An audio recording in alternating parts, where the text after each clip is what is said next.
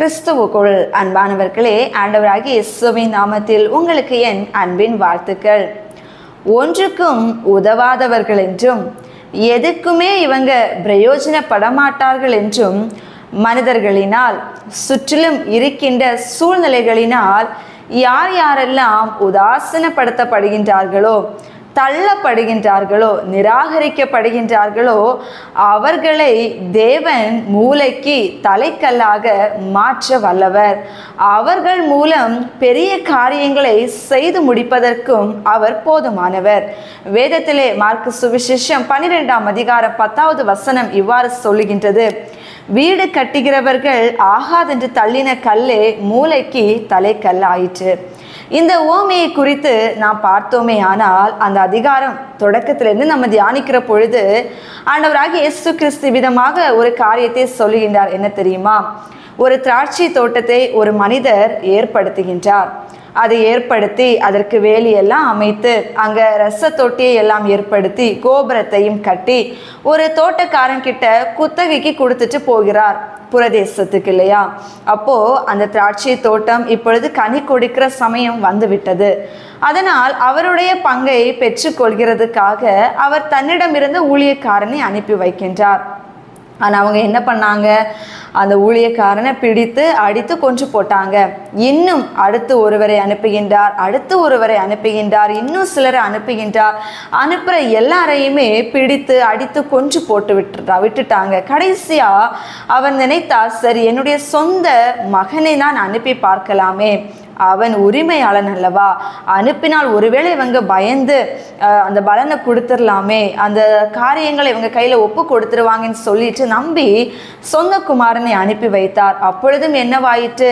இவர் சுதந்திரவாளி, இவங்களை விட்டு வைக்கவே கூடாதுன்னு சொல்லிட்டு அவர்களையும் அடித்து தோட்டத்துக்கு புறமே தள்ளி விட்டுட்டாங்க. அப்போ அந்த திராட்சை தோட்டக்காரர் உரிமையாளர் என்ன செய்வார்? அந்த எஜமான் என்ன செய்வார்? அவங்க கையில் அதனை பறித்து கொள்ளாமல் இருப்பாரா? நிச்சயமாக பறித்து கொள்வார் இல்லையா?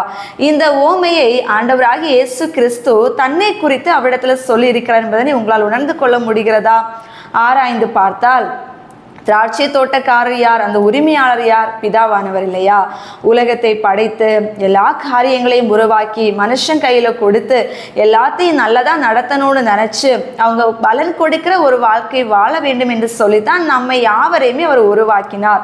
அந்த பலனை பெற்றுக்கொள்ளும்படிக்கு ஆண்டவராகிய கர்த்தர் பலவிதமான தீர்க்கதரிசிகளை, தேவ மனிதர்களை அனுப்பின பொழுதெல்லாம் அவங்களுக்கு விரோதமாக எழும்பி அவர்களை கொலை செய்ய முற்பட்டு அவங்களை கீழ்ப்படியாமல் போய் அவங்களுடைய வார்த்தைகளுக்கு எல்லாமே ஒரு நிராகரிப்பை தெரியப்படுத்தி தேவ வார்த்தைக்கு முரண்பாடாக வாழ்ந்ததுனால அந்த பலனை அவங்க ஒப்புக்கொடாம, தங்களுடைய வாழ்க்கையை ஒப்புக்கொடாம தேவனுக்கு விரோதமான காரியங்களை செய்தாங்க. அப்பொழுதுதான் தீர்க்கதரிசிகளுக்கு பயப்படல, என்னுடைய தேவ மனிதர்களை அனுப்பின பொழுது அவங்க அதற்கு எந்த காரியத்துக்கு செவி கொடுக்கிறதா இல்லைன்னு சொல்லிட்டு தான் சொந்த குமாரன் ஆகிய ஆண்டவராகிய இயேசு கிறிஸ்துவை அனுப்பியிருந்தார் இல்லையா?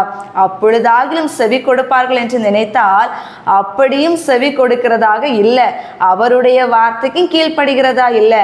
பரீட்சை பார்க்கிறாங்க, சோதித்து பார்க்கிறாங்க, அவரை கொலை செய்யணும்னு முற்படுகிறாங்க. கடைசியில் என்ன வாயிட்டு? அவர் சொன்ன வார்த்தை அதுதான், வீடு கட்டுகிறவர்கள் ஆகாதென்று தள்ளின கல்லே மூளைக்கு தலைக்கல்லாயிட்டு என்று சொன்னது போல ஆண்டவராகிய இயேசு கிறிஸ்துவை புறம்பே தள்ளினாங்க, நிராகரித்தாங்க, ஒதுக்கினாங்க. ஆனால் அவரால் தான் பிதாவினுடைய பரலோக ராஜ்யத்துக்குள் பிரவேசிப்பதற்கான வழி அங்குதான் இருக்கிறது. அவரே வழி, அவரே சத்தியம், அவரே ஜீவன் என்று எல்லா கண்களும் பிரமித்து பார்க்கத்தக்க அளவிற்கு இது கர்த்தராலே ஆயிற்று என்பதாக அந்த வார்த்தைகளை தியானிக்கிற பொழுது நம்மால் அறிந்து கொள்ள முடியும். என் அன்பு ஜனமே, ஆண்டவராகிய இயேசு கிறிஸ்துவை ஆகாத கல்லாக அங்கிருந்த அத்தனை பேரும் தள்ளினாங்க. ஒவ்வொரு சதுசேயர், பரிசேயர் எல்லோருமே அவரை நிராகரித்தாங்க, ஒதுக்குனாங்க, அற்பமா எண்ணினாங்க.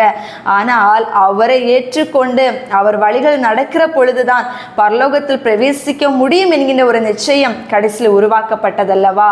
எனவே ஒருவேளை இன்றைக்கு நம்ம வாழ்ந்து கொண்டிருக்கிற இந்த வாழ்க்கையிலே இன்றைக்கு நாம் ஒருவேளை ஆகாத கல்லாக தள்ளப்பட்டிருக்கலாம்.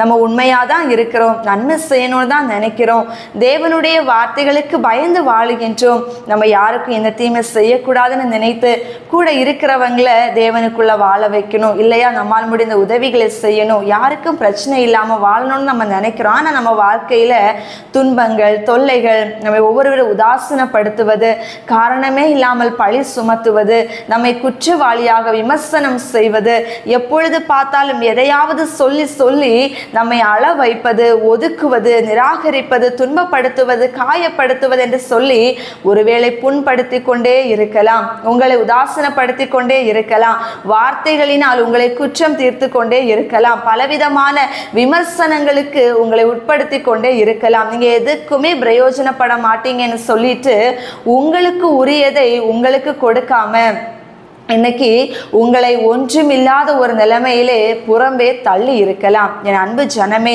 மனிதர்கள் உங்களுக்கு அப்படி செய்வார்களே, ஆனால் நீங்கள் பாக்கியவான்கள், நீங்கள் பாக்கியவதிகள். அப்பேற்பட்டவர்களை அவர் மூளைக்கு தலைக்கல்லாக மாற்றுகிறவர், அப்பேற்பட்டவர்களை கொண்டு அவர் பெரிய காரியங்களை செய்து முடிக்கின்றவர். அவர்களோடு கூட மனிதர்கள் இல்லாவிட்டாலும், உறவுகள் இல்லாவிட்டாலும், நண்பர்கள் இல்லாவிட்டாலும் தேவன் எப்பொழுதும் அவர்களோடு கூட இருக்கிறார். அவர்களை உலகம் தனிமைப்படுத்த தேவன் தனியே விடுவது இல்லை.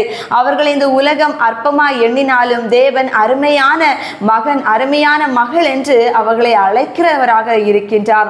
ஆகையினால் எங்களை ஆகாதவர்களாக தள்ளிவிட்டார்கள் என்றும் புறம்பே தள்ளிவிட்டார்கள் என்றும் எண்ணிக்கொள்ளாமல் ஒரு யோசேப்பை அவர்கள் ஆகாத கல்லென்று தள்ளின பொழுது அவன் மூளைக்கல்லாக நிறுத்தப்பட்டார். அவர் மூலமாகத்தான் அந்த ஜனங்கள் முழுவதும் போஷிக்கப்பட்டார்கள், காப்பாற்றப்பட்டார்கள். எனவே ஆண்டவராக இயேசு கிறிஸ்துவும் தள்ளப்பட்டார், அவர் மூளைக்கு தலைக்கல்லாக நிலைநிறுத்தப்பட்டார்.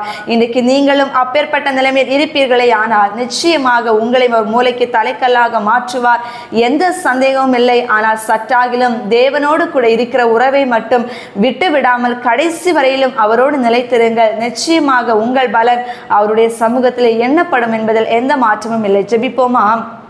அருமை நல்ல இயேசு சுவாமி, எங்களுடைய வாழ்க்கையிலே அநேக நேரங்கள் நாங்கள் நிராகரிக்கப்படுகின்றோம், அற்பமாய் எண்ணப்படுகின்றோம், விமர்சனம் செய்யப்படுகின்றோம், நன்மை செய்தாலும் தீமை செய்தோம் என்று பழிகளை இன்றைக்கு சுமந்து கொண்டிருக்கின்றோம், குற்றவாளிகளாக தீர்க்கப்படுகின்றோம், சத்துருவாக எண்ணப்படுகின்றோம். நன்மை செய்ய நினைத்தால் எங்களுக்கு அவர்கள் தீமை செய்கின்றார்கள், நாங்கள் அன்பு பாராட்டினால் எங்களுக்கு துரோகம் செய்கின்றார்கள், எங்களை எப்பொழுதுமே ஒன்றுக்கும் உதவாதவர்கள் என்றும் பிரயோஜனமற்றவர்கள் என்றும் எங்களை நிராகரித்து அவதூறு பேசுகின்றார்கள். அப்பா, கண்ணீரின் மத்தியிலும் தனிமையின் மத்தியிலும் எங்களுடைய வாழ்க்கை இன்றைக்கு எப்படி போய் முடியுமோ என்று தெரியாத நிலைமையிலே உம்மை பார்த்து கொண்டு நிற்கின்றோம். நீர் சொல்லி இருக்கின்றீர், வீடு கட்டுகிறவர்கள் ஆகாதென்று தள்ளின கல்லை நீர் மூளைக்கு தலைக்கல்லாக மாற்றுகிற தேவன் என்று.